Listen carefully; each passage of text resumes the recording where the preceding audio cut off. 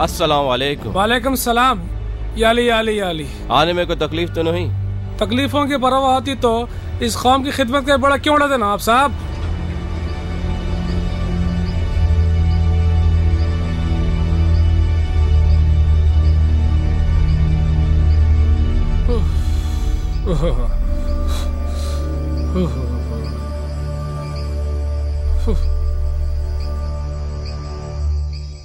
नाब साहब, शवर तो आज के दौर में नेमत से कम नहीं है। और सुनाइए, क्या हाल चाल है आपके शहर का? वही जो आपके मुल्क का है मौलाना। बैठिए मौलाना।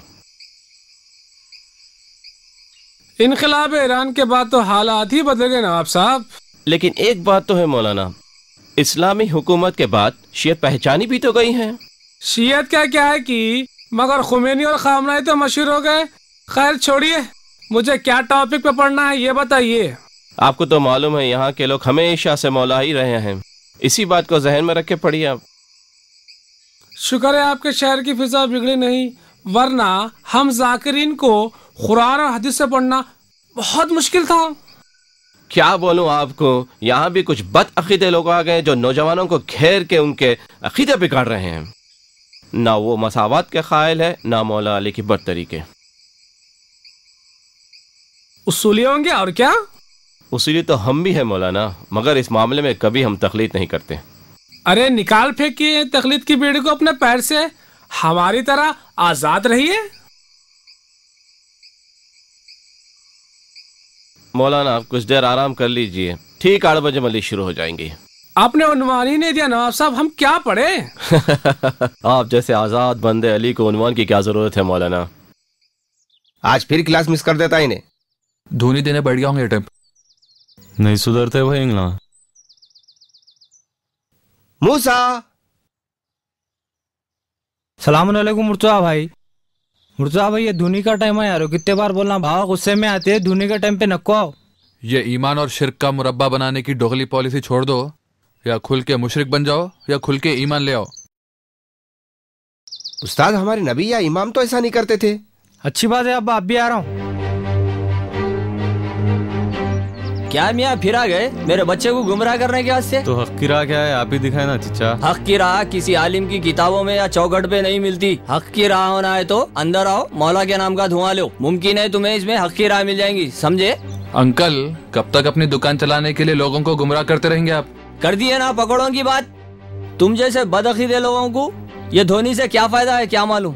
बुरा मत मानिए चचा, खुद आपको क्या फायदा हुआ इसका अब तक? उल्टा आपकी बेटी का तलाक हो गया, रिश्वतखोरी के इल्जाम में आपको नौकरी से हाथ धोना पड़ा, और आपका बड़ा बेटा चेनी स्नैचिंग के इल्जाम में 6 महीने की सजा काट के आया, और अभी भी अंदर है बोल के सुन रहे हैं। एक बार गौर से सुन लो, ये मेरा घरेलू मामला है, समझे? इसमें किसी को मदाखिलत करने की जरूरत नहीं है। अच्छा, अभी 3 महीने पहले दमे की मरीज औरत को धुआं देके उसके मर्ज में इजाफा कर दिया आप।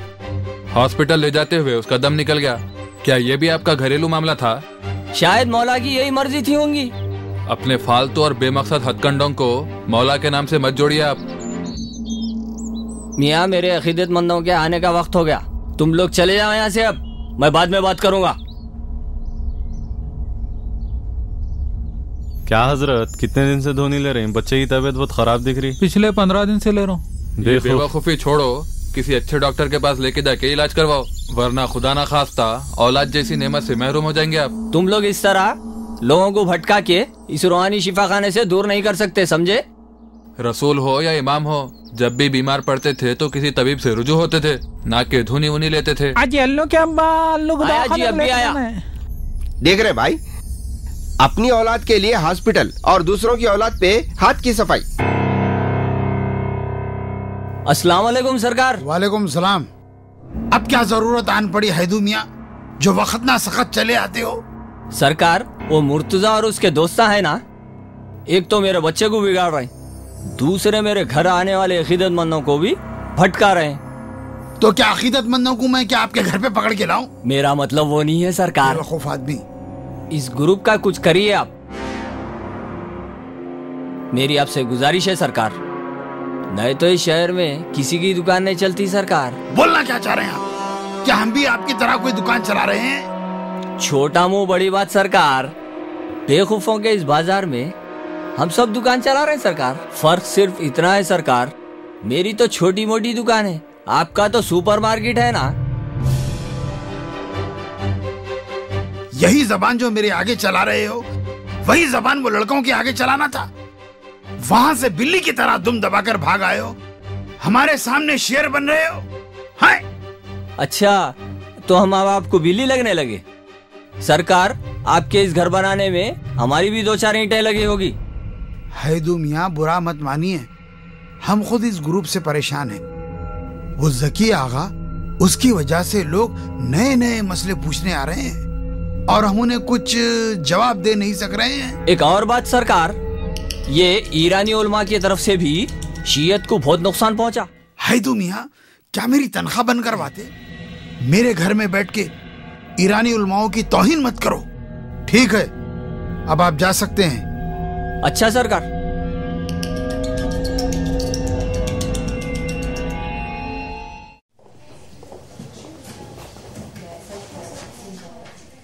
अस्सलाम वालेकुम। अलैकुम व रहमतुल्लाह। मूसा आज फिर गैर हाजिर है। आपको मालूम है मौलाना, ये वक्त उनके मकान पे अकीदतमंदों को धोनी दी जाती है। अच्छा, मूसा अपने बाप की गद्दी संभालने की तैयारी कर रहे हैं। मौलाना, हैरत मूसा या उनके बाबा पे नहीं है, हैरत तो उन लोगों पे होती है जो पाबंदी से आके धुआं लेके जाते। मौलाना, अगर इनसे साल भर की नमाजें छूट जाए तो कोई गम नहीं, मगर एक वक्त की धुनी छूट जाए तो जिंदगी में तलातुम आ जाता। हुकूमत और मजहब के ठेकेदारों के दरमियान एक चीज मुश्तरका होती है, वो है अवाम को ख्वाबे गफलत में रखना। हुकूमत अपनी खामियों से अवाम की तवज्जो हटाने के लिए कभी खेलकूद तो कभी नाच गाने में उनका ध्यान बांट देती है। इसी तरह मजहब के ठेकेदार अपनी जिहालत की दुकान चलाने के लिए अवाम के जहनों में नए नए खुराफात और रसूमात भर देते हैं। खैर, ये एक तवील गुफ्तगू है, हमेशा होती रहेगी। फिलवक्त नमाज का वक्त हो चुका है, नमाज को चलिए। खुश रहो, मौला आबाद रखे, आप खुश रहे।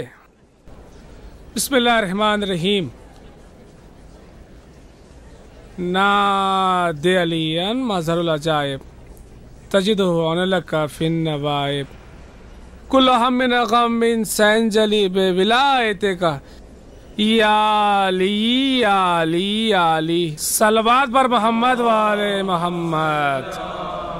जन्नत तो यहाँ आओ, जन्नत यहाँ बैठती है, यहाँ बैठती है। सुन लो, आजादारी के मामले में हम किसी आलिम या किसी मुस्तहिद की तकलीद नहीं करते। नारे खैबरी। माशाल्लाह माशाल्लाह, बहुत खूब मलिस पड़े आप।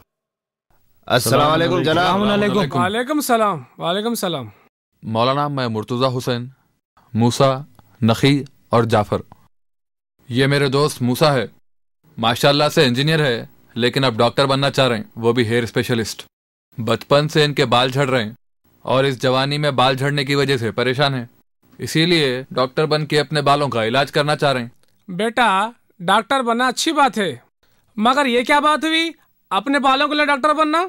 किसी अच्छे डॉक्टर के पास जाओ, उन्हें जो नुस्खा दिया उस पे अमल करो। लेकिन मैं इस मसले में किसी की तकलीफ नहीं करना चाहता। भले ही मैं डॉक्टर बनने में 10 साल क्यों ना लग जाए और भले ही गंजा ही क्यों ना हो जाऊं, उसके बाद अपना इलाज खुद करूंगा। क्यों हम मुसाफिर की टांग खींच रहे हो भाई? हमारे जैसे ख्यालात के तो आपके शहर में भी है कई मौलाना, आप उनसे जाके मसले मसाइल पूछिए, हमारे से क्यों? आप लोग एक छोटे से मसले का हल नहीं बता सकते, लेकिन तकलीद के खिलाफ लंबी लंबी तकरीरें करते। अगर आपसे नहीं जानेंगे तो फिर किससे जाने? जाओ यहाँ से। शरीफ आदमी देखते ही आ जाते हैं उसे मसले मसाइल पूछने। मिंबर पे बैठने वालों से नहीं तो क्या आपसे पूछना? चलिए मौलाना, बदतमीज लड़के हैं ये। तुम क्या सिर्फ नाम के मूसा है यारो? अपने अंदर थोड़ा हौसला मूसा भी तो पैदा करना चाहिए। नहीं मुर्तज़ा भाई, कल बाबा से जबरदस्त बहस हो गई मेरी और बाबा से साफ साफ बोल दिया आज के बाद से आपके साथ कोई खुराफाती काम नहीं करूंगा। ये हुई ना कोई मर्दों वाली बात। उफ, याली याली याली याली। हाँ, कौन थे वो अजब बदतमीज किस्म के लड़के? जकी आगा के शागिर्द थे, इनका इस शहर में सोशल बॉयकॉट किया गया है, फिर भी ये लोग बिन बुलाए महफिलों में चले आते हैं। मौलाना जकी आगा, अच्छा वही ना जो 15 साल खुम में पढ़ के आए? हाँ वही। उसकी फिक्र तो खुमैनी की फिक्र है। अच्छा कि आपके शहर ने बायकॉट किया उसका। हमारे शहर में भी कुछ ईरानी चाय का जायका रखने वाले हैं, लेकिन उनको हमारे पास कोई भी घास नहीं डालता। खैर छोड़ो मौलाना, मजलिस तो खूब कामयाब गई है। ये 2-4 सरफिरे लड़कों की बातों का आप टेंशन मत लो। ठीक मौलाना, आप आराम कर लीजिए, मैं खाना निकालने लगाता हूँ। ओह ठीक है, जरा खाना तैयार होए तक बादाम पिस्ता भिजा दीजिए आप। नवाब साहब, वो लड़कों को मजलिस में आने से न रोक सकते तो कम से कम मेरे मेंबर के करीब नहीं पहुंचना चाहिए। आप बेफिक्र रह के कल की तरह धमाकेदार मजलिस पढ़िए क़िबला। जो दूर दूर तक मेरे हलाली भाई बैठे हैं, ये शेर सुनकर मेरा यकीन है कि वो अपने दिल से दोनों हाथ बुलंद कर कर नारे हैदरी, नारे खैबरी। कल मुझसे कुछ नौजवानों ने नमाज की तबलीग करने को कहा। बोलता हूँ कल मुझको कुछ नौजवानों ने नमाज की तबलीग करने को कहा। मैं उनसे ये कहता हूँ जो मौलाई होता है उसको नमाज की क्या जरूरत। जिसको मौला अली की शफाअत पे शक है वही नमाज पढ़ता है। नारे हैदरी, हैया अला खैर अमल, हैया अला खैर अमल। हुसैन वालो सुनो है, हुसैन वालो सुनो। हुसैन कहते हैं हमसे जुदा नमाज न हो। हुसैन कहते हैं हमसे जुदा नमाज न हो। हुसैन कहते हैं हमसे जुदा नमाज न हो। हुसैन वालों की कोई रज़ा नमाज न हो। सलाम अलैकुम। नवाब साहब, आपके घर के बाहर खड़े हैं हम लोग, आपसे 2 मिनट के लिए मिलना चाह रहे हैं। कोई जरूरत नहीं है, मैं नहीं मिलता। घर आए मेहमान को बढ़ा देना अइम्मा का शेवा नहीं है। ठीक है, अंदर आ जाओ। क्या बोले? चलिए।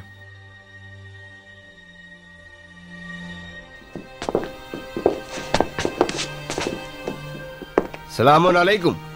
सलाम अलैकुम। जो भी कहना जल्दी कहिए, मेरे पास टाइम नहीं है, सोने का टाइम हो गया मेरा। क्या मौलाना, आपको सुनने के लिए हम 2-2, 3-3 घंटे सर्व करते और आपके पास हमारे लिए कोई वक्त नहीं है। तुम लोग क़िबला को सुने ही कहा, बीच मजलिस से उठ के चले गए। अब यहाँ किस लिए आए हो? आवाम के कीमती वक्त का हिसाब लेने आए। अजब किस्म के नौजवान है, जब भी बात करते टेढ़ी बात करते। अब सीधी बात सुनिए, आपकी 3 घंटे की मजलिस थी जिसमें 1.5 घंटे की तकरीर मौलाना की थी। 3-4 हजार का मजमा था। एक आदमी के 3 घंटे बोले तो भी 9000 घंटे, यानी 375 डेज। आपने हमारी कौम के 375 डेज लेके बदले में हमें क्या दिया? क्या मतलब? इस शहर में क्या एक हमारी मजलिस रह गई? हुसैन के नाम से दर्जनों मजलिसें होती हैं, लाखों रुपया खर्च होता है। क्या सभी का हिसाब मैं दूं? हर एक को जवाब देना पड़ेगा, वो भी इमाम हुसैन अलैहिस्सलाम के सामने। जब इमाम हुसैन अलैहिस्सलाम के नाम पर इतना वक्त और पैसा खर्चा हो रहा है तो इसका फायदा किसको हो रहा? तुम लोग ये कहना चाहते हैं कि हम मजलिसें भी ना करें?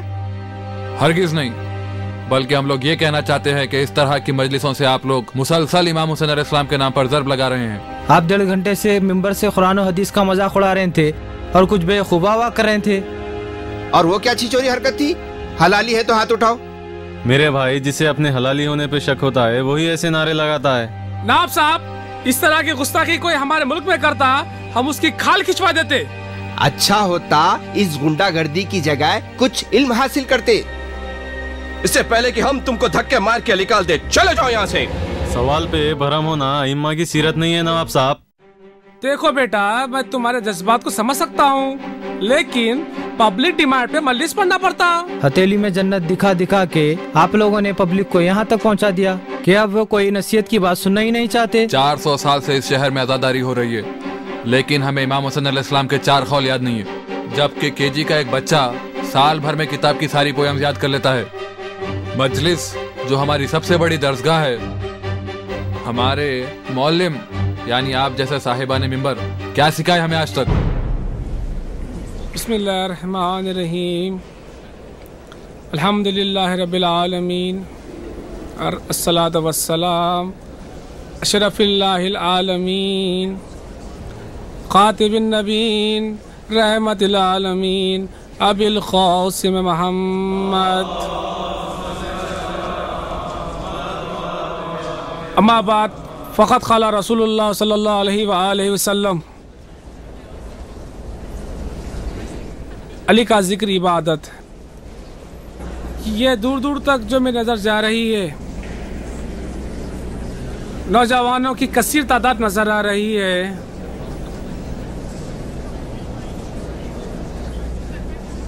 यकीन जानिए ये सब हमारे उलमा की मेहनत का नतीजा है, जो आज ये नौजवान मजलिस और दीनी महफिलों में नज़र आ रहे हैं।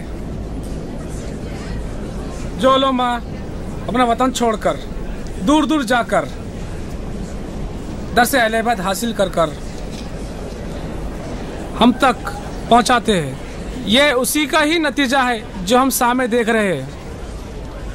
यकीन जानिए, खुदा की कसम, ये सिर्फ और सिर्फ हमारे उलमा ही की कुर्बानियों का नतीजा है, जो आज ये नौजवानों में इल्मी बेदारी और दिन के लिए कुछ करने का जज्बा हमें देखने में आ रहा है। वालेकुम अस्सलाम। मैं मल्लिसों में ज्यादा नहीं आता हूँ। कल आप अच्छी मल्लिस पढ़े बोल के आए तो यहाँ तो पूरा मामला ठंडा निकला। मौला के फजाइलिश ने पढ़े। ये क्या? मार के और एक दांत तोड़ दूं क्या तेरा? मौला के फजाइली पढ़ाना मेरे भाई? वो पुराने आप पाकिस्तानिया नए नए जबरदस्त फजाइल पढ़ते बोल के आए तो यहाँ तो पूरा मामला ठंडा निकला। सैदी भाई, आज थोड़ी खिबला की तबीयत खराब थी, कल इंशाल्लाह जो आप चाह रहे हैं वही पढ़ेंगे।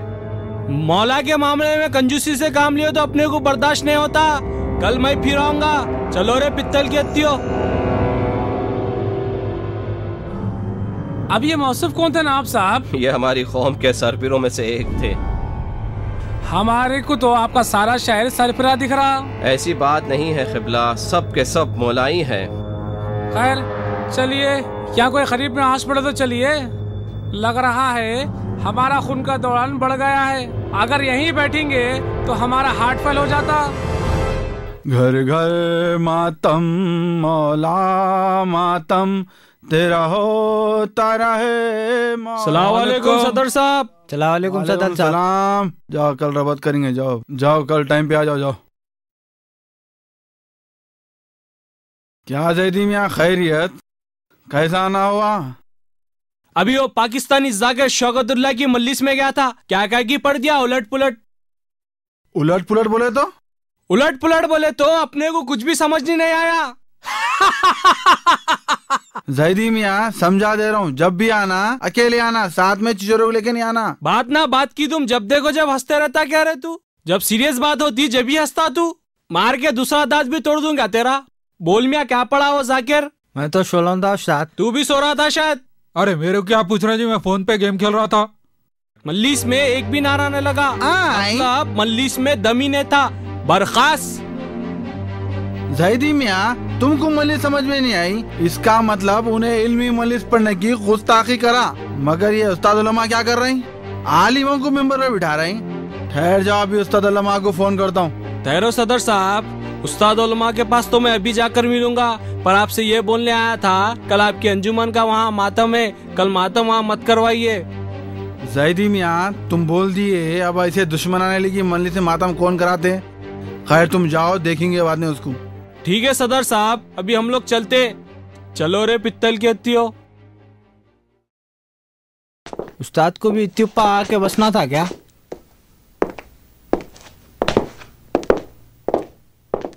किबला घर पे है? हाँ आ जाओ।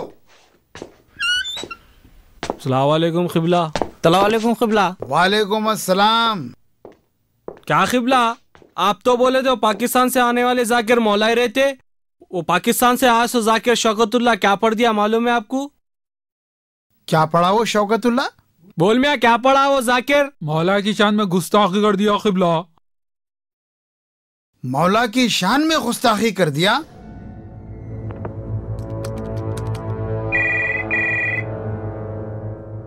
ये देखिए उस्ताद उलमा का भी फोन आ गया है।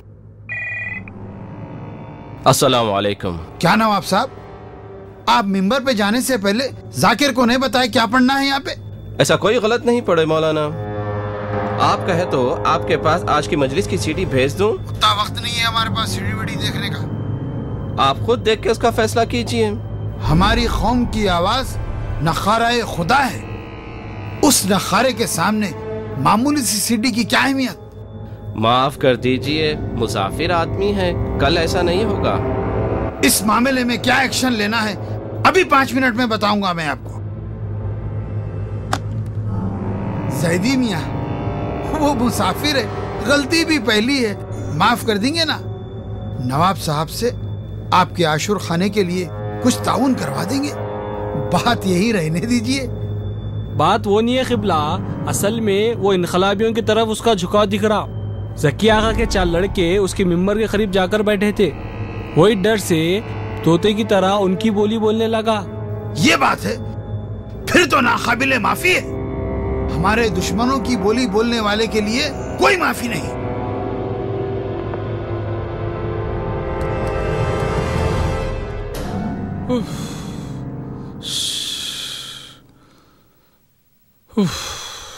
क्या किबला, आप भी 4 बच्चों की बातों में आके सारे शहर को अपना और मेरा दुश्मन बना दिए। आपका क्या, आप आज है कल चले जाएंगे, हमें तो यहीं रहना है ना? नाब साहब, हमने कोई काबिल एतराज बात ही नहीं पड़ी जो ये कौम आपकी और हमारे दुश्मन हो गई। आप उलमा की तारीफ क्यों करें? आप सबको मालूम है यहाँ के इमामों को खास तौर से खुम से आने वालों को मेंबर पर तक बैठने नहीं देते। नवाब साहब कई को परेशान हो रहे हैं, अभी उस्ताद उलमा के पास जाएंगे, हाथ जोड़कर माफी मांग लेंगे। अब इस अंधेरे घर में वही चिराग जला सकते हैं। चलिए अब।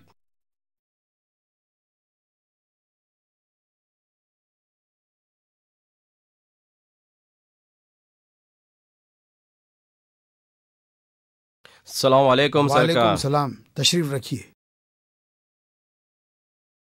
अली जा, बात इतनी बड़ी नहीं है जितनी हवा दी गई है।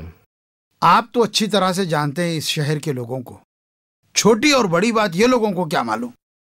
बात को छोटी और बड़ी करना ये तो हमारा काम है। हमने इस बात को छोटी करने की कोशिश की, मगर ये अंजुमनें मानती ही नहीं। तो फिर बात आपके हाथ में कहाँ रही? अब तो अंजुमनों के हाथ में है। अंजुमनें तो हमारे साथ हैं। अगर हम उनकी बातें नहीं माने तो शहर में हमारा पावर खत्म हो जाएगा। उसी पावर की उम्मीद पे तो आपके पास आए हैं। अगर आप हमारी मदद नहीं करेंगे तो कौन करेगा? इस केस को यहीं दबा दीजिए ना। ठीक है, आप और आप कल की मजलिस में कौम से माफी मांग लें। पहले आप हमारी तकरीर रिकॉर्डिंग में आके देखिए, किस काबिल एतराज जुमले पे हम माफी मांगे। अगर काबिल एतराज जुमला है हम माफी मांग लेंगे। सीडी देखें या किताबें पढ़े, इतना वक्त ना हमारे पास है ना कौम के पास है। सीधा सीधा आप कौम से माफी मांग लें, बाकी हम संभाल लेंगे। माफी मांगने का मतलब ये है कि हमने मौला के शान में गुस्ताखी की है। अगर कौम कह रही है तो आप यकीनन गुस्ताखी करे होंगे।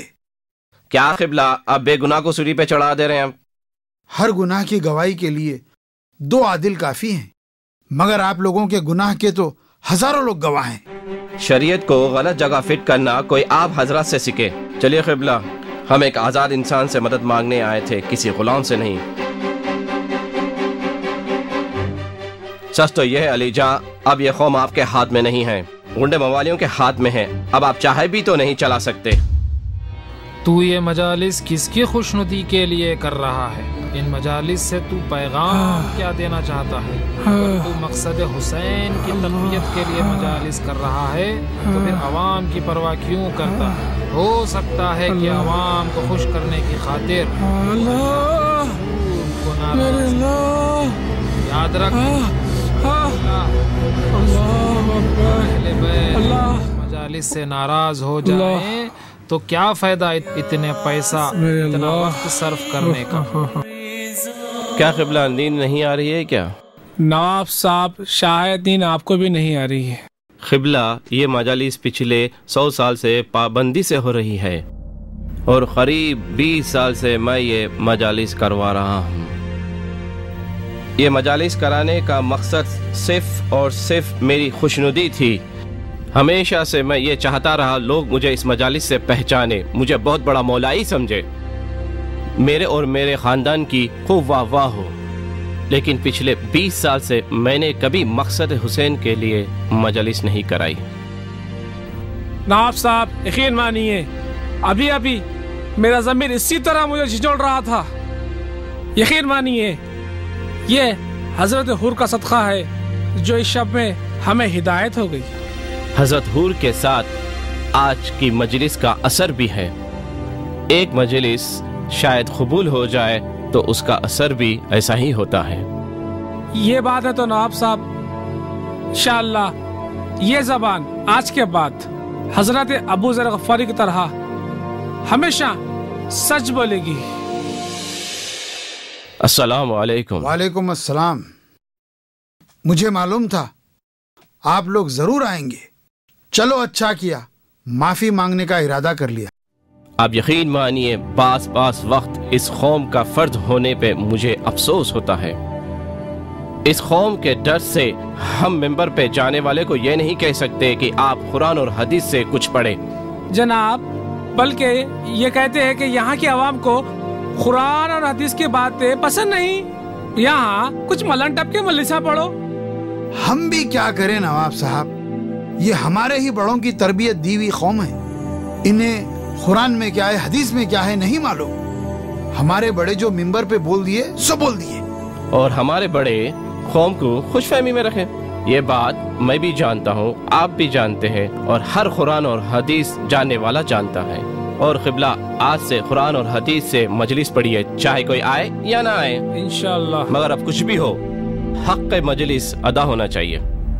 तुम समझते हो कि तुम ये सब कर महफूज रहोगे? तुम्हारा भी बाइकाट होगा। जनाब, जब ज़मीर हुर की तरह जागता है ना, इंसान जीने की क्या मरने की परवाह नहीं करता। अरे मौत की परवाह नहीं है तो जाओ, शाहिद मलंग के ओपन चैलेंज का जवाब दो। हर तरफ से हमारी खबर खोदो और हमारा नाम झंडे पे चढ़ाओ। कौम की खैर खाई का झंडा आप उठाए फिर रहे हैं। जिंदगी भर कौम से हासिल करते रहे, आज कुछ देने का वक्त आया तो मुंह छुपा के बैठ गए आप।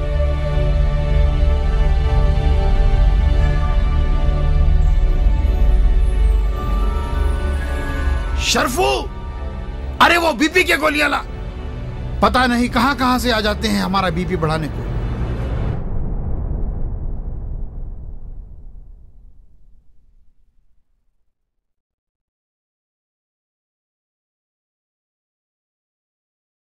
क्या क़िबला, डर गए शायद लोग नहीं आते होंगे शायद। चलो जाएंगे अब।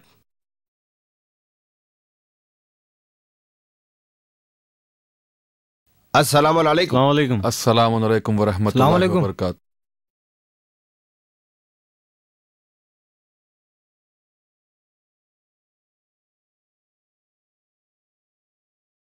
अच्छा, तो आप लोग ज़किया आगा के शागिर्द हैं? वैसे तो हम इस शहर में सिर्फ ज़किया आगा को उसूली मानते हैं। आप भी उनके शागिर्द हैं तो उसूली होंगे। आपके उस्ताद भी आ रहे हैं क्या? इसमें उनके आने की क्या जरूरत है? फिर हमारे ओपन चैलेंज का जवाब कौन देगा? बुरा मत मानिए, आपके चैलेंज को सारी कौम जवाब जाहिलान बाशद खामोशी के जुमरे में ले रही है। कोई मर्द होगा तो जवाब देगा। कौम के रहबर और कायदीन में कोई मर्द नहीं है। मलंग साहब, मर्द तो बहुत है, लेकिन आपके फिरके के बारे में सभी को शक है। काहे को शक है? हम शिया असना अशरी मलंग हैं। ये फिरका मुसलमानों में से है या मुसलमानों से हटके है? सच्चा मोमिन जो होता वही शिया असना अशराई मलंग होता। उसूल दिन कितने हैं आपके फिरके के? उसूल दिन भी कोई पूछने की चीज है? 5 है। हम उसूलियों के उसूल दीन 5 है। आपके उसूल दिन कितने हैं ये बताइए। नहीं मालूम? अच्छा छोड़िए, आप कहाँ नमाज पढ़ाते ये बताइए। आपकी कोई मस्जिद तो होगी ना? तो आलिम है, क़िबला से बहस कर रहा तो। आपके जाहिल ग्रुप की वजह से कोई भी अच्छा आदमी आपके मुंह नहीं लगना चाहता। थोड़ा खामोश बैठो मियां तुम लोग। मस्जिद आशुर खाना सब मेरा घर है, वही नमाज पढ़ाता हूँ। रोज पढ़ाते? रमजान ईदैन की नमाज पढ़ाता हूँ। क़िबला आप करने के सवाल ये लौंडे कर रहे हैं क़िबला। अरे तुम लोग खामोश बैठो यारो, इन लोग कैसा फंसा रहा देखो। हाँ पूछो बरखुरदार, और क्या सवाल थे? आप सिर्फ रमजान और ईदैन की नमाज पढ़ाते, बाकी के 11 महीने आपके मुखल्लदीन कहाँ नमाज पढ़ते? बोला ना मेरे घर पे नमाज होती। हर नमाज का एक वक्त होता, आपके भी नमाजों का कोई वक्त तो होगा ना? सब अपने सहूलत के हिसाब से पढ़ लेते। इसका मतलब आप लोग गैर मुस्लिम मौलाई है। गैर मुस्लिम मौलाई वो क्या होते? जैसा कि गैर मुस्लिम शोरा जो अहले बैत की शान में मदासराई करते लेकिन मुसलमान नहीं होते। तुम लोगों से गैर मुस्लिम शायर अच्छे हैं जो खुल के मौला अली की मदद सराई करते। इतना खुल के करते कि हजरत अली को खुदा बना देते। हाँ गलत नहीं कहते, कभी ये वो हो जाते हैं और वो कभी ये हो जाता है। ये डिम्मी रिवायतें आप मिंबर से सुनाकर अवाम को गुमराह नहीं कर सकते। डिम्मी रिवायतें? लाओ मियां हमारे बाबा की लिखी हुई किताबें अभी बताता हूँ। रहने दीजिए मलंग साहब, बाप दादा की किताबों से आप हमारे को दीन मत सिखाइए। जो भी मुसलमान अगर हजरत अली अलैहिस्सलाम को खुदा समझता है वो ना मुसलमान है ना मोमिन। तो कोई भी मुसलमान आपसे किस तरीके से बहस करेगा? हम मोमिन नहीं है, हम मोमिन नहीं है तो कोई भी मोमिन नहीं है, समझे? अब आप ये अपने मोमिन होने का ढोंग मत कीजिए। आपके यही अहमखाना हरकतों की वजह से दूसरी कौमें हम पर कुफ्र का फतवा लगा रही। आप किसी भी जाविये से शिया नहीं हो सकते। अब तुम लोग बच के जाते रहे यहाँ से। हम लोग यहाँ आने से पहले एक लेटर एरिया पीएस को और एक लेटर कमिश्नर को देके आए, ताकि अगर हम लोग को कुछ भी हुआ तो आप लोग जिम्मेदार है बोल के। बच्चों हमारे से सियासत बहुत महंगी पड़ेगी। क्या करेंगे मलंग साहब, ये सस्ती सियासत हम आपसे ही सीखे। आप जल्द से जल्द अपने चेहरे से शियत का नकाब उतारिए और अपने नुसेरी होने का खुल के ऐलान कर दीजिए। हम पहले ही बोले क़िबला, ये लौंडों के मुंह को नक्को लोगो, खाली पीली घस लिए आप। इसका जवाब देंगे मियाँ, परेशान नको। नाब साहब हमारी तरफ से खामा की आपको जहमत हो गई। हिदायत जैसी नेमत के आगे जहमत जैसी मामूली शय क्या होती है मौलाना? मगर ये सोशल बॉयकॉट आप कैसा बर्दाश्त करेंगे? मौलाना यहाँ का सोशल बॉयकॉट सिर्फ मजलिस हुसैन तक ही रहता है। जब हम किसी को अपने घर की शादी या किसी दावत में बुलाते तो सब बॉयकॉट भूलकर हमारे साथ बैठकर एक ही दस्तरखान पे खाते हैं। यानी कि सारी दुश्मनी मल्लिस हुसैन के साथ? अपने घरेलू फंक्शन में अपनी दुश्मनी को और दुश्मन को दोनों को भूल जाते और मल्लिस इमाम हुसैन अलैहिस्सलाम में सारी दुश्मनी को हवा देते। अल्लाहु अकबर। बिल्कुल सच बोले आप। आज की मजलिस में कुरान और हदीस की रोशनी में यही बयान कीजिए। इंशाल्लाह इंशाल्लाह जरूर। ज़की आगा को बुलाएंगे क्या आज मजलिस में? हाँ जरूर बुलाइएगा। ठीक है फिर। बिस्मिल्लाहिर्रहमानिर्रहीम, अल्हम्दुलिल्लाह रब्बिल आलमीन, अस्सलातु वस्सलाम अशरफिल आलमीन खातिबिन नबीन रहमतिल आलमीन अबिल क़ासिम मोहम्मद।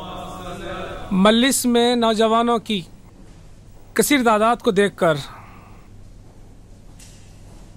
मेरे जहन में इमाम अली अलैहिस्सलाम की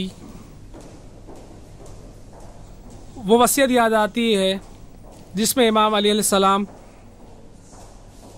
ये वसीयत करते हैं। वसीयत तो बहुत तवील है, लेकिन आज के माशरे को देखकर इस वसीयत के जुमले जो काबिल गौर है, जिसमें इमाम अली अलैहिस्सलाम फरमाते हैं, देखो नेकी की हिदायत करो और बुराई से रोको। इमाम अली अलैहिस्सलाम फरमाते हैं कि अली को यह फख्र करने के लिए काफ़ी है कि खुदा उसका रब है, और अली को यह भी फख्र करने के लिए काफ़ी है कि उस खुदा का अली जैसा बंदा है। माशाअल्लाह, बहुत खूब मजलिस पढ़ी आप। मैं क्या पढ़ा मुझे खुद नहीं मालूम, ये सब अल्लाह का करम था जो ऐसी मजलिस हो गए जनाब। बेशक जब कोई मिंबर से हक बोलने लगता है तो उसके मुंह से हिकमत के चश्मे छलकने लगते हैं। जब कोई मिंबर से खुराफात बकता है तो उसके मुंह से शैतान बोलने लगता है। बिल्कुल शुक्रगुजार हूँ नौजवानों का जिन्होंने मुझे पहली मजलिस में झंझोड़ दिया और मुझे सोचने में मजबूर कर दिया। अक्सर जाकिरीन और मुखर्रिरीन की गलत बयानी इसलिए जोर पकड़ लेती है कि कोई इन्हें टोकने वाला नहीं होता। वो तो हर जगह का माहौल है मौलाना। दरअसल वो इसलिए कि सवाल करने वालों के लिए माहौल खौफनाक बना दिया गया। सुभान अल्लाह, क्या बात है। सवाल करने वाला खुद घबरा जाता है। अगर कोई हिम्मत करता तो नवाब साहब की तरह बाइकआउट हो जाता उसका भी। अब बाइकआउट का कोई खौफ नहीं है। अल्लाह का शुक्र है आप जैसे लोगों के दिलों से मजहब के नाम नेहाद ठेकेदारों का खौफ निकल रहा है। सोचिए, आज हम इन मामूली लोगों के आगे नहीं खड़े सके तो क्या कल इमाम हुसैन के साथ होते तो यजीदी लश्कर के आगे खड़े हो सकते थे? बिल्कुल सही कहा आपने। क्या है भाई ये हजरत अली के नाम के साथ उम लगा दे रहे, शियत को बदनाम करने के काम हो रहे ना, ये लोग काफिर बोल रहे हैं अपने को। ये सब इजरायली एजेंडा है भाई, असल में जो लोगों को फंडिंग हो रही।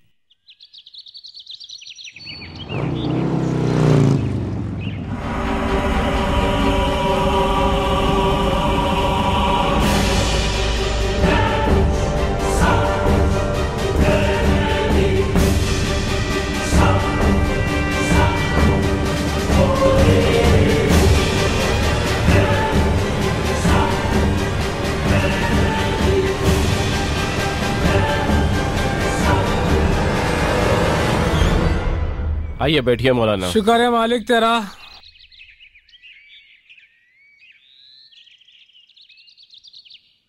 अगर आज ये नौजवान ना होते तो आज हम शहीद हुए थे नवाब साहब। वो लोग आपको मारने नहीं आए थे बल्कि धमकाने आए थे ताकि आप अपने मुल्क वापस चले जाएं। क्या बात कर रहे हैं आप मौलाना? वो तो खंजर से हमारे पे टूट पड़ा और आप कहते हैं कि खाली डराने आया। ऐसे हमले मुझ पे 2-4 मरतबा हुए, लेकिन वो खुद इतने डरे हुए होते हैं कि उनके हाथ से खंजर छूट गए। हमेशा की तरह मैं नमाज फजर के बाद चहलकदमी के लिए निकला।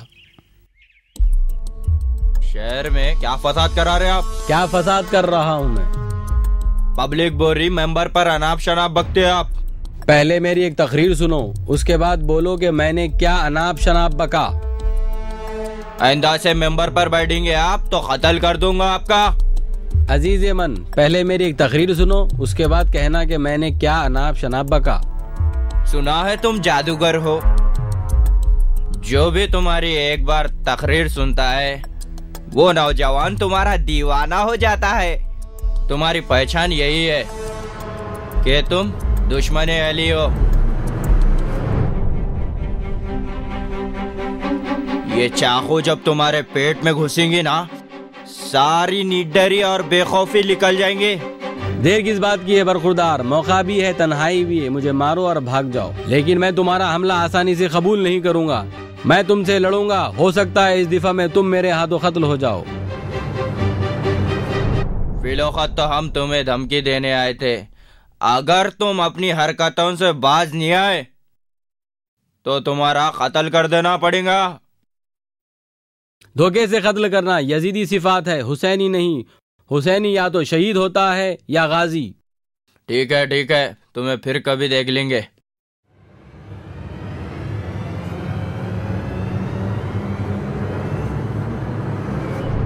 अपने आप को मौलाई मौलाई बोलते और मजहब में गुंडागर्दी कितनी बुरी बात है मौलाना। मौला की वसीयत के जुमले शायद आपको याद होंगे, अगर तुम अमर बिल मारूफ व नही अनिल मुनकर को छोड़ दोगे तो अशरार तुम पर गालिब आ जाएंगे और तुम्हारे नेक लोगों की दुआएं भी कबूल नहीं होगी। क़िबला 1 मिनट। इस बार तो सिर्फ वार्निंग थी, अगर दोबारा मिंबर पर वाज़ और नसीहत की बातें की तो उसका मिंबर पर ही कत्ल कर देंगे। अरे नामर्द, क्या इब्ने मुल्जिम की तरह धोखे से वार करता है? हिम्मत है तो अभी आ, मैं घर पे मौजूद हूँ। वरना मुझे अपना बता दे, मैं चला आता हूँ। देखा आपने, अगर नवाब साहब थोड़ा भी नरमी से बात करते तो कम से कम आधा घंटा नवाब साहब को धमकियां और गालियां देता। मौलाना, हमें इस हमले की पुलिस में कंप्लेंट लिखानी चाहिए। जरूर करना चाहिए, बल्कि हमें यहाँ आने के बजाय पीएस जाना चाहिए। जान दीजिए मौलाना, बिला वजह के कौम की बदनामी होगी। इसमें बदनामी की क्या बात है? आपके मेजबान होने के नाते आपका तहफ़्फ़ुज़ हम पे वाजिब है। अगर हम मुजरिमों के खिलाफ कानून की मदद नहीं करेंगे तो ये इस्लामी तालीमात के खिलाफ है। सलामुन अलैकुम। वालेकुम अस्सलाम। सलामुन अलैकुम। सलामुन अलैकुम। वालेकुम अस्सलाम। देखा आपने, एक छोटी सी गलती का कौम कितना बड़ा एक्शन लेती है। हाँ मत बोलिए आप, कुछ गुंडा अनासिर हैं जिन्हें कुछ मफाद परस्त लोग अपने पैसे के जोर पर इस्तेमाल करते हैं। मफाद परस्त लोग क्या मतलब? ये वही लोग हैं जो कुरान और अहले बैत को मिंबर पे आने से रोक रहे हैं, जो अज़ादारी को एक कॉरपोरेट बिजनेस बनाए हुए हैं। अगर कुरान और अहले बैत मिंबर पर आ जाए तो लोग हकीकी अज़ादारी को दर्क करने लगेंगे और जिसका नुकसान ताजिरान खून हुसैन को होगा। मौलाना ज़की आगा, हम भी आपकी फिक्र पर सोचने लगे तो हम भी आपकी तरह कोना नशीन हो जाएंगे। आप बताने की जहमत करेंगे कि मेरी फिक्र क्या है? मैं आपसे बहस करना नहीं चाहता, कौम के खैर से बचिए, कौम की गैरत को मत ललकारिए। किस गैरत की बात कर रहे हैं आप? एक जाहिल मौला के नाम के साथ एक गैर इस्लामी नाम जोड़ता है और सारी कौम तमाशाई बनी रहती है। उस वक्त क्या हुआ था इस कौम की गैरत को? आज हमारी लड़कियां गैरों में भी आई जा रही हैं। अफसोस, जितनी शादियां हो रही हैं उतने ही तलाक हो रहे हैं। इस गैरतमंद कौम को इसका एहसास नहीं है? आप ही से पूछा जाएगा, आप ही कौम के लीडर हैं। अब मेरे हाथ में कुछ नहीं है। हर शख्स अपनी दो ईंट की मस्जिद बनवाए हुए हैं। अब कौम इज्तिमाई तौर पर गुंडों के हाथ में आ गई है और घरेलू मामलात में औरतों के हाथ में आ गई है। शौकतुल्लाह साहब पे हुए हमले की मजम्मत कीजिए आप। मैं क्यों मजम्मत करूं इस हमले की? मुझसे पूछ के मजलिस पढ़े क्या? आपकी राय पर मजलिस पढ़े तो कुरान और हदीस के खिलाफ बयान करना पड़ेगा। और आप लोगों को भी मिंबर पर से हर हदीस और आयत का खुलासा नहीं करना चाहिए। कुछ हदीस और आयत अवाम अपने खिलाफ समझते हैं। वारिसाने कुरान का जिक्र बगैर कुरान के हो जाए, वो भी कुछ औबाश किस्म के लोगों के लिए। उम्र के इस आखिरी हिस्से में मुझे और तकलीफ मत दीजिए। पहले से मेरे 2 सर्जरी हो चुके हैं। आपका मेरा क्या है, आज नहीं तो कल हम मर जाएंगे। लेकिन वो नस्लें जो कुरान और अहले बैत से दूर हो गई, उनका क्या होगा? आज उलमा को इसलिए गाली दी जाती कि वो कुरान और हदीस की बात करते हैं। तो आप बोलिए, कल इमाम मेहदी आएंगे तो क्या कुरान और हदीस से हट के बात करेंगे? खैर आप ये बताइए, शौकतुल्लाह साहब पे हुए हमले की आप मजम्मत करेंगे या नहीं?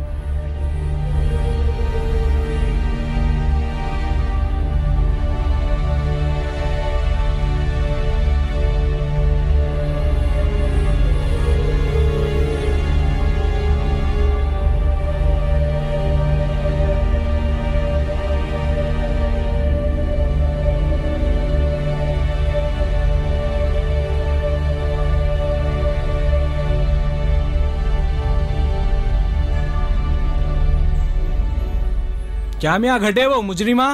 पुलिस में कंप्लेंट कर दिए हैं। इंशाल्लाह आजकल में गिरफ्तार हो जाएंगे। कितनों को गिरफ्तार करेंगे? पूरी कौम तुम लोगों के खिलाफ है। कौम का साथ होना या कौम का खिलाफ होना कोई मेयर नहीं रखता जैदी भाई। छोड़ो मियाँ ये दीवाने बाता। तुम्हारे बाप कितने मौलाई है और तुम इन लोगों के साथ रहकर बाप के पढ़ाए पाठ को भूल गए। जैदी भाई, हो सकता है बाप दादा का पढ़ाया हुआ पाठ गलत हो, मगर ये दीन किसी के बाप दादा की जागीर नहीं, ये दीन अल्लाह का है। इसमें किसी के बाप दादा का अमल दखल कोई मायने नहीं रखता। तुम लोग अपने बाप दादा की इज्जत क्यों करेंगे? तुम लोगों को तो उलमा के तलवे चाटना है। अफसोस है इस कौम पे जो लोगों का कलाम चुरा कर पढ़ने वाले शायरों के हिस्से में तमगे, मेडल और वाहवाह देती है। लेकिन हमारे उलमा जो अपनी जिंदगी वक्फ करके अइमा के अखवाल और हदीस लोगों तक पहुंचाते हैं, उन लोगों के हिस्से में गालियां और लानतें। अब जैदी भाई जरा जल्दी में, न तो ऐसा जवाब देते थे तुम लोग की हवा उतर जाना। जैदी भाई, हमारा मकसद किसी की हवा उतारना या किसी को शर्मिंदा करना नहीं है। आप खुद देख रहे हैं कौम की हालत। आज हक बोलने वाले के लिए गालियां और जूते और कुफ्र बकने वाले के लिए तमगे मेडल। वाह वाह। जैदी भाई, जब रसूल सल्लल्लाहु अलैहि वसल्लम किसी गुमराह को देख लेते तो रात को रो रो के उसकी हिदायत के लिए दुआ करते, लेकिन हम कैसे गुमराह है, अगर हमारा सगा भाई भी गलत रास्ते पे जा रहा तो उसका एहसास नहीं है। गलत रास्ते पे तो तुम आए आलो, तो हमारी हिदायत करो ना मेरे भाई। क्या हमारे जहन्नुम में जाने से आपको खुशी होगी? जहन्नुम में अगर जाना नहीं है तो दुश्मन अली का साथ छोड़ दो। जरा दुश्मन अली और मुहिब्बे अली के सिफात भी तो बता दो, ताकि दुश्मन अली को पहचानने में आसानी हो जाए।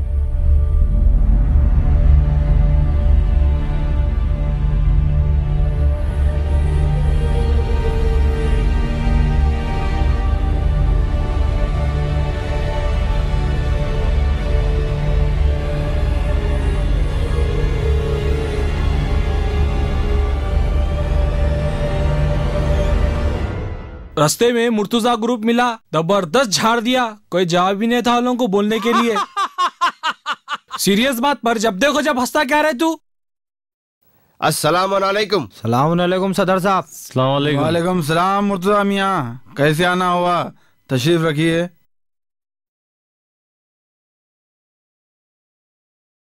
सदर साहब, आपको तो मालूम हुआ ही होगा, रात में शौकतुल्लाह साहब पे कातिलाना हमला हुआ। सो हुआ तो हुआ होगा, जो जैसा करेंगा वैसा भरेंगा।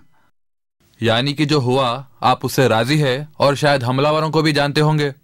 तुम ना पुलिस वाले है सीआईडी वाले है जो ऐसा पूछताछ करने में से आ गए? तो बात पुलिस या सीआईडी की नहीं है सदर साहब, बात कौम के वखार की है। कौम के वखार का ख्याल तुम लोगों को कब से हो गया?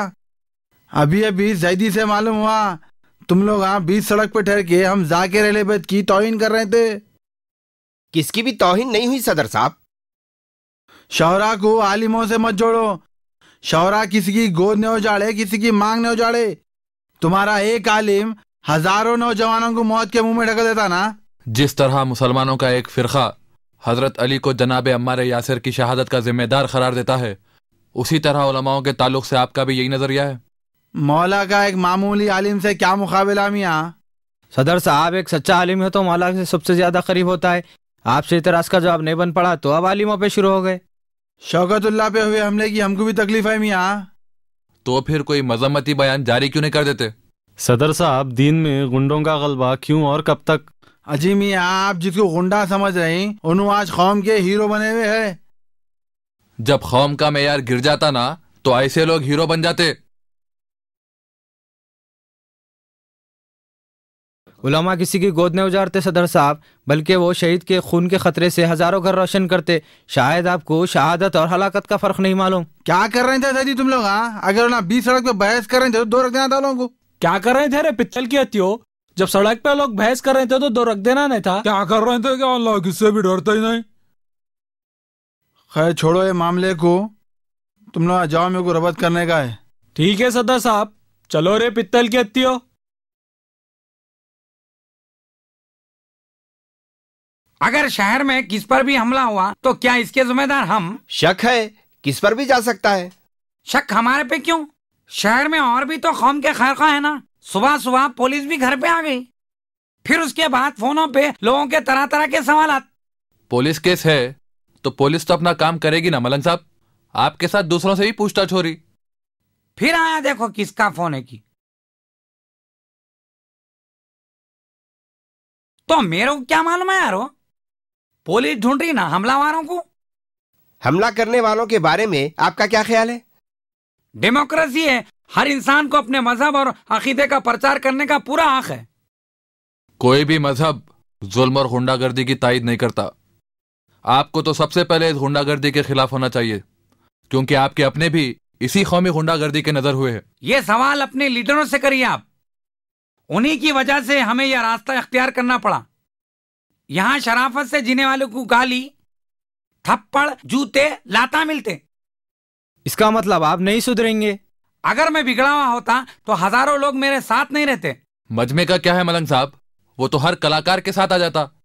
अगर आपका इस हमले में हाथ नहीं है, कम से कम आप इस हमले की मजम्मत तो कीजिए। बहुत बोल लिए, चलिए निकलिए यहाँ से, निकलिए, चलिए। चलो।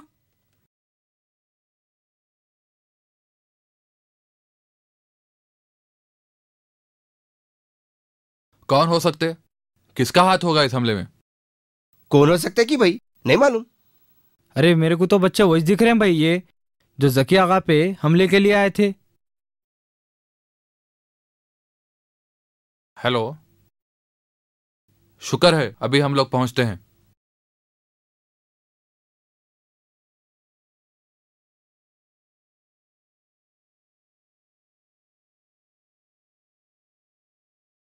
हम लोग कैसे आइडेंटिफाई कर सकते? लड़के तो चेहरे पर नकाब डाले हुए थे।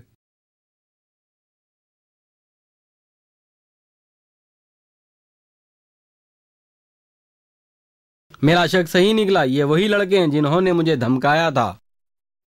मगर कुछ भी हो, आपके शहर की पुलिस तो बहुत तेज है नवाब साहब। मुझे हैरत है शौकत साहब, मोइना भी ऐसी हरकत कर सकते हैं, मुझे तो यकीन नहीं आ रहा है। उनके घटियापन की एक छोटी सी मिसाल यह है कि एक मर्तबा जब नमाज पढ़ने के लिए उनकी मस्जिद गए थे तो उन्होंने ऐलान करवाया कि उनकी मस्जिद में ना आए। कमिश्नर साहब, आपका शुक्रिया, आपकी पर्सनल कोशिश के नतीजे में मुजरिम 28 घंटे में गिरफ्तार हो गए हैं और आपसे एक गुजारिश है, मोइना की जल्द से जल्द गिरफ्तारी का वारंट इशू कीजिए। बहुत बहुत शुक्रिया कमिश्नर साहब। अलैकुम रहमतुल्लाह। मैं आपको पहचान लिया, आप मेरे उस्ताद हैं। जाफरिया में आपने मुझे कुरान पढ़ना सिखाया था। जो पकड़े गए उसमें एक मेरा बेटा है। आखिर ऐसी क्या मजबूरी थी जो आपका बेटा कत्ल करने पर आमादा हो गया? जिस कौम में गुर्बत और बेरोजगारी, जहाँ गुंडों की आवभगत होती है, वहाँ कत्ल जैसा जुर्म कोई हैरत की बात नहीं। हुआ भी तो क्या कर सकते हैं, घर की जिम्मेदारी वही संभाले हुए था। बेटा एक है, 2 बेटियां हैं, एक का तलाक हो गया, दूसरी बेटी की शादी की हिम्मत नहीं हो सकी। आपके बेटी के तलाक की वजह? शादी के बाद दामाद ने मोटरसाइकिल की मांग की जिसे हम पूरा नहीं कर सके। आप इस बात की खबर पुलिस में या हमारे दफ्तर में क्यों नहीं किए? किन किन मसाइल की शिकायत करे मौलाना? आपके बेटे का मामला पुलिस के हाथ में है, इसमें हम कुछ नहीं कर सकते। हाँ, अगर वो असल मुजरिमीन का नाम बताने में कानून की मदद करता है तो हम उसकी कुछ मदद कर सकते हैं।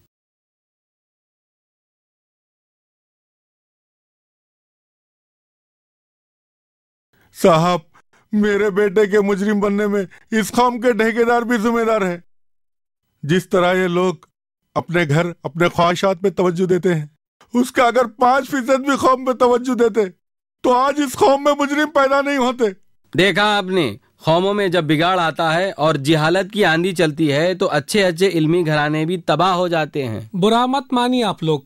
मैं जब यहाँ आ रहा था मेरे गुमान में यह था कि मैं एक नवाबों के शहर जा रहा हूँ, लेकिन अब यहाँ कोई ऐसी बात नहीं है। आज से 50 साल पहले इसी शहर में हमारा बादशाहगर मौकूफ था और आज इसी शहर में हम पिछड़ी हुई कौमों की तरह जी रहे हैं। सलामुन अलैकुम। सलाम अलैकुम मौलाना। वालेकुम अस्सलाम। मौलाना, मोइन नवाब भी अरेस्ट हो गए, लेकिन उनकी गिरफ्तारी कौम के मसाइल का हल नहीं है। शहर के हालात पर सारे उलमा, जाकिरीन और कायदीन की एक मीटिंग जरूरी है। हम तो इस मामले में कई बार उस्तादुल उलमा से कह चुके हैं, लेकिन वो इस मामले में हमारा साथ देना ही नहीं चाहते। क़िबला, अब आपका मौक़िफ़ ऐसा नहीं कि कोई आपको इनकार कर दे। हाँ मौलाना, एक बार कोशिश करके देखे, मुमकिन है कि उनके दिल में उतर जाए आपकी बात। आप लोग कहते हैं तो कोशिश करता हूँ। सलामुन अलैकुम। बोलिए आगा साहब, कैसे याद किया? आपकी सरपरस्ती में एक मीटिंग रखना चाहते हैं। आप कब से हमारी सरपरस्ती में? इस्लाम के बुजुर्गों को बच्चों का यही सरपरस्त है। घुमा फिरा के बात मत कीजिए आगा साहब, मैं आपकी चाल अच्छी तरह से समझ सकता हूँ। आप हमारी दुकान पे दादा की फातिहा पढ़ना चाहते हैं? आपकी कोई दुकान भी है? ये मुझे मालूम ही नहीं था।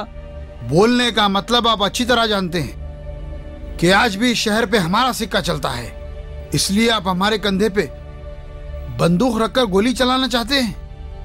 मैं कोई शिकारी नहीं हूँ जो आपके कंधे पर बंदूक रख के गोली चला दूं। कौम का एक खिदमत गुजार हूँ और कौम के हालात पर बात करना चाहता हूँ। ये कौम को सुधारने का ख्याल दिल से निकाल दीजिए। बरसों से बिगड़ी हुई कौम है ये, 1-2 दिन में नहीं सुधरेगी। हमारी कौम बेखबर है, बेअमल नहीं। इसे बाखबर कर दो, ये बाअमल हो जाएगी। अरे देखिए जनाब, हर तरफ चेंजिंग का फैशन है। लेकिन मुझ पे चेंजिंग का भूत सवार नहीं है। हुज्जत तो तमाम हो गई। अब आप लोग एक काम करो, शहर के सारे उलमा और जाकिरीन और कायदीन को फ़ोन करके मीटिंग अरेंज करो। जो आया अच्छी बात है, जो नहीं आया कोई बात नहीं। इस शहर के कायदीन और दानिशमंद हजरात जब भी मिले हैं किसी की तकरीब के लिए मिले हैं। अब देखना यह है माशरे की तामीर के लिए कितने लोग जुड़ते हैं।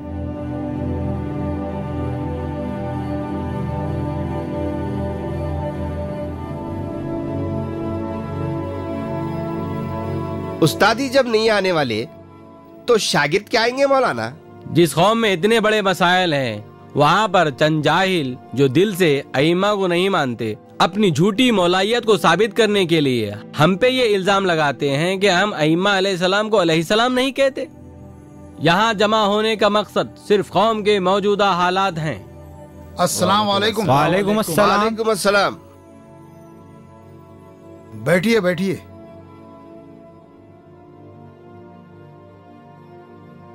मेरी गैर मौजूदगी में आप मेरे भोले भाले शागिर्दों को गुमराह ना कर दें, इसीलिए मुझे यहाँ पर आना पड़ा। यहाँ जमा होने का मकसद सिर्फ कौम के मौजूदा हालात हैं, ना कि एक दूसरे के अकायद पर बहस, क्योंकि अभी हम समाज में रहने के काबिल नहीं हुए हैं। मजहब और अकीदा तो ऊंचे दर्जे की बात है। हमारे लड़कों ने कौम के मौजूदा हालात पर एक सर्वे किया है जिसमें कौम के मसाइल के कुछ गोशे सामने आए हैं। जाफर वो रिपोर्ट पढ़ के बताओ। बिस्मिल्लाहिर्रहमानिर्रहीम। सर्वे के मुताबिक कौम की 70% आबादी किराए के मकान में रहती है और 50% खानदान ऐसे हैं जिनकी सालाना आमदनी 25 से 30 हजार रुपए है और हर घर में कम से कम एक लड़की शादी के काबिल है और कई लड़कियां जिनकी शादी की उम्र जो इंडियन लॉ के मुताबिक है वो पार कर चुकी है। शादी के अखराजात ना होने की वजह से उनकी शादियों में रुकावट हो रही है। 1965 से लेके 1985 तक सिर्फ 30% लोग पढ़े लिखे हैं और 20% ऐसे लड़कियां हैं जो तलाकशुदा हैं। 1985 से तालीमी ट्रैक पर उछाल सा आया है, लेकिन 1990 के बाद फिर कौम में जहालत और गुंडागर्दी में भी बहुत इजाफा हुआ है। शहर की तारीख में 1990 से पहले हमारी कौम में किसी की रौडी शीट शायद ही थी होंगी, लेकिन 1990 के बाद दर्जनों लड़कों की रौडी शीट खुली और समाजी और घरेलू जराइम में भी बहुत इजाफा हुआ है। ये तो हमारी कौम की मुख्तसर से हालात हैं। इजाजत चाहता हूँ। ये एक सरसरी नजर है। कौम के हालात इससे भी बहुत ज्यादा बुरे हैं। ये सब अहले बैत की तालीमात से दूर होने का नतीजा है और आपसी झगड़ों का नतीजा है। इतने बुरे हालात नहीं हैं जितने आप बता रहे हैं। अपनी पीठ अपने को नजर नहीं आती, लेकिन कोई दीदावर जब हमारी पीठ देखता है तो वो हमें आगाह भी करता है कि हमारी पीठ कितनी जख्मी है। हम उस आगाह करने वाले के बजाय शुक्रिया अदा करने का उल्टा उसे डांटने लगते हैं। जकी आगा साहब, आपको क्या जरूरत है कौम के छुपे हालात मंजर आम पे लाने की? इस गलत फहमी में मत रहिए। आपसे ज्यादा दूसरे कौम के हालात बेहतर जानते हैं। आप कहते हैं तो इस जख्म को छुपा कर बैठ जाते हैं। जब ये जख्म नासूर बन जाएगा सब मिलके कोई रास्ता निकालने की कोशिश करेंगे। हमारी कौम बिल्कुल सेहतमंद है, आप इसमें कोई बीमारी या मर्ज निकालने की कोशिश मत कीजिए। शुरफा पे जानलेवा हमला करना, भरी महफिल में उलमा और दानिशमंदों पे लानत मलामत करना, खुलेआम अल्लाह और रसूल के अहकाम की खिलाफ वर्जी करना, मौला के संदल में शराब पी के नाचना, क्या ये सेहतमंद कौमों की अलामत है? टूटे पड़े थे सीरतों किरदार के सबूत, अखलाक की रगों से निचोड़ा गया लहू, एहसास सड़ चुका था तो बिगड़ी हुई थी खू, इंसान के खमीर से आने लगी थी बू, जिल्लत की नालियों में पड़े जी रहे थे लोग, हद है कि खुद ही अपना लहू पी रहे थे लोग। खुशी के मौके पर तो हर कौम थोड़ा बहुत आपे से बाहर हो जाती है, ये तो आजकल का फैशन है। यहाँ किसी गैर इस्लामी कौमों की बात नहीं हो रही है, इस्लाम के पैरोकारों की बात हो रही है। ये मुल्क में डेमोक्रेसी है, कोई भी कुछ भी कर सकता। ठीक है, इस डेमोक्रेसी में किसी पुलिस स्टेशन के बोर्ड पे थूक के बताइए। इसी डेमोक्रेसी में एक मुस्लिम पर्सनल लॉ भी है और इस लॉ से बढ़ के इस्लामी लॉ है। अगर कोई मनचला जाने अनजाने में इस लॉ पे थूकने की कोशिश करेगा तो ना इसे देश का कानून माफ करेगा ना इस्लामी कानून। हमारी कौम इस मुल्क के कानून की बहुत इज्जत करती है और इलाही कानून और उसके अहकाम की। आखिर आप कहना क्या चाहते हैं?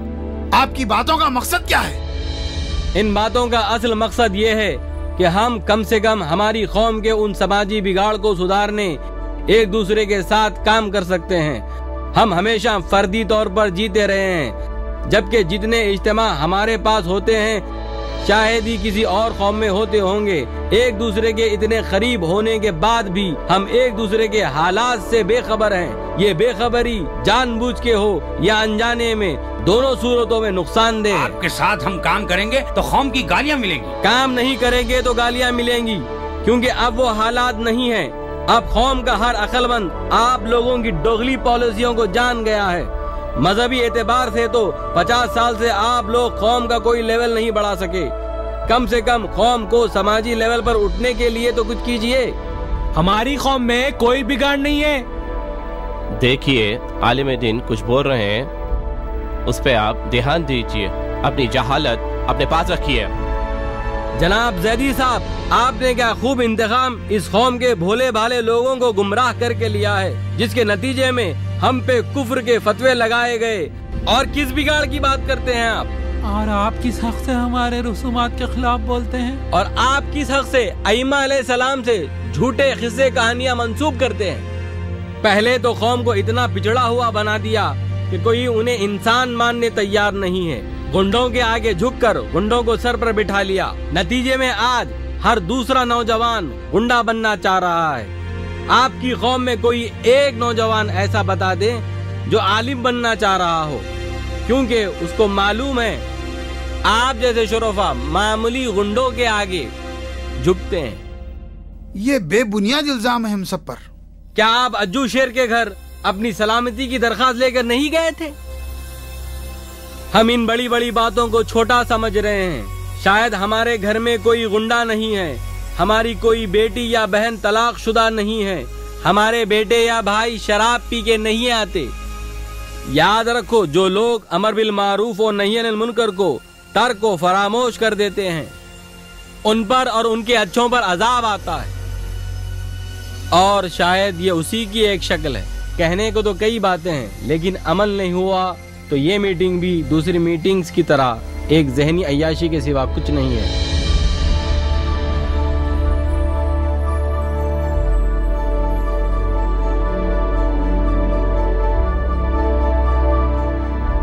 आज अगर हम यहाँ से मुत्तहिद होके नहीं उठे तो शायद ये मौका हमें आने वाले दौर में नहीं मिलेगा।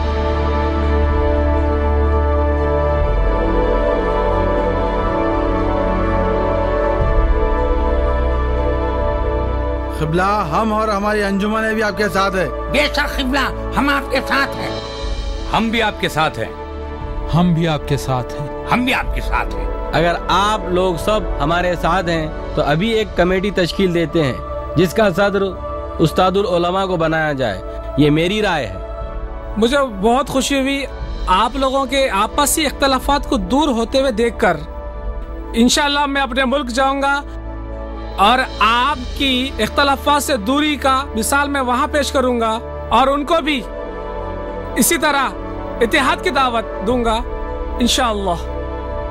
हम तो आपको हमेशा से बुजुर्ग समझते आए हैं, लेकिन ये आपकी गलत फहमी थी कि हम आपकी सदारत की कुर्सी चाहते हैं।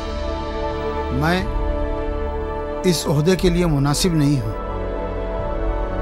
असली हकदार तो वो है जिसके दिल में कौम का दर्द हो, और वो ज़की आगा से बेहतर कोई नहीं। लेकिन मैं ये वादा करता हूं, जो काम 50 साल में नहीं हुआ वो अब होगा। इंशाअल्लाह ये कौम अल्लाह और रसूल और अहले बैत की हकीकी पैरोकार बनेगी। इसी बात पे सारे इख्तिलाफात खत्म। सारे मोमिन भाई भाई नारे तकबीर, अल्लाहु अकबर, नारे रिसालत, या रसूलल्लाह